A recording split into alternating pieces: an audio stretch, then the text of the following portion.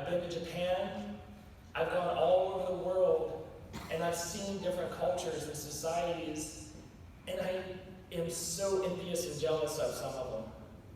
They treat their communities with so much pride. I was born of a Native American family where being two-spirited means that you're going to be somebody. Unfortunately, nobody in my family talks to me anymore. I am also not allowed to go back to my tribe. They do not welcome me. So why do I fight for this nation? Why do I fight for this country? Why do I serve proudly on some days for somebody that doesn't want me to be here?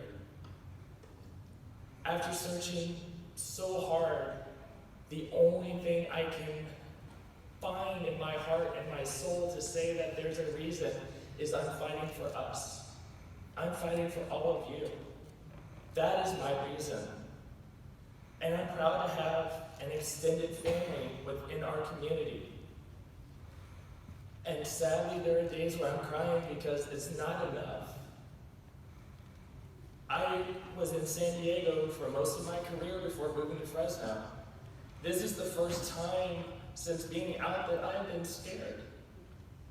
I'm scared to dress, to go out in a conservative community where I'm always getting asked, who's that guy and why does he look like that? Or give me the stares or the looks. But yet, I can look like a guy, wear my uniform, and it's always, thank you, sir, for your service.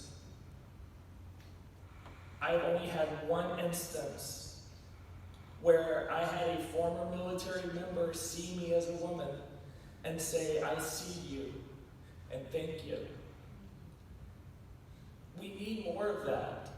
I have seen so many times where we have lost so many members of the military, not just due to what the sacrifices that we are afforded to do for this nation, which is a beautiful sacrifice for those that are patriots when you have something to fight for.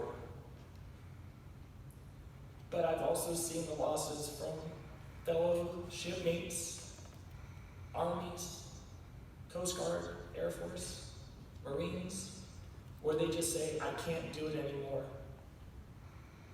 And they give up. And then I have a day like this where I have to remember them. We've had many of them that they do suicide by enemy because it's easier, or because of faith, because suicide's a sin, and they want to prove their faith and still stick to it. You shouldn't have to have that choice. That choice should never be on the table. Luckily, I'm still able to serve with my other 20,000 plus trans military members. And hopefully in a year, the struggle starts to go away. And as you heard before, that comes with voting. You're not just voting for civilians or people that go to work every day. You're fighting for people like myself and giving me a reason to know that when I go deploy and I come home, I'm going to be welcomed home with open arms. That is probably the most important thing you can do for any trans military member. Because we do not get to live in our skin when we are at work. We live in a shell. And usually inside that shell, we're screaming, we're crying. My partner, who is around here somewhere, has had to hold me on countless occasions because I come home and I have not been able to be me.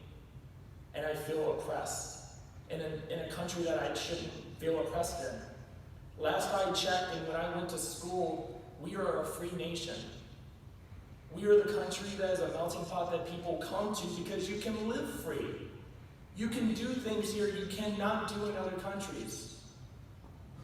The Constitution and the Bill of Rights were put in place because of those reasons. The Civil War happened because we had differences and we resolved them. Going further back, we had other wars against Britain so we can have a free nation. So why the hell, when we have 50 states and we have come so far, do we revert back and tell people, I don't like you because you make me question things. I don't like you because I have to get educated and it challenges me and I don't like it. Why do I have to put up with your stuff and see you come out here looking like a freak? That offends me. These are things that I should never have to hear for a country I fight for every day. So I plead, don't just remember those that are here on this wall or the letters that they're going to read later of the names of the people that we've lost. Remember those brothers and sisters and individuals that stand side by side you every day, those that are in this room and those that are overseas fighting for this country that are just struggling to be alive. If you can do that for me, you would be doing me a justice and giving me one more reason to fight. Thank you.